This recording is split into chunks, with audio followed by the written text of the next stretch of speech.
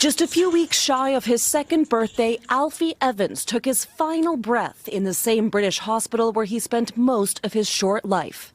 His devastated parents posting, "Our baby boy grew his wings tonight. We are heartbroken."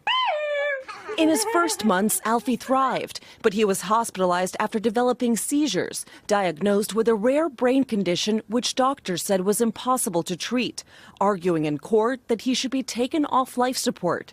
His parents fighting back. No one, and I repeat, no one in this country has taken my boy away from me.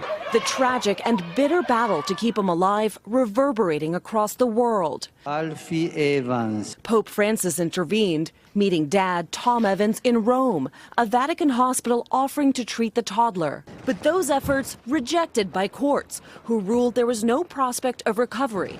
Alfie was taken off life support on Monday, the family working with doctors to make him comfortable.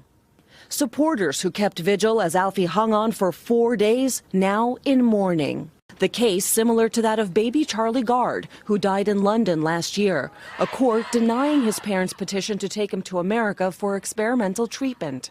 Alfie's parents battled for months in hopes of saving their son. Now, as they mourn, crowds are gathering to remember and celebrate Alfie's short life. Lucy Kaufman of NBC News, London. Hey, NBC News fans, thanks for checking out our YouTube channel. Subscribe by clicking on that button down here and click on any of the videos over here to watch the latest interviews, show highlights, and digital exclusives. Thanks for watching.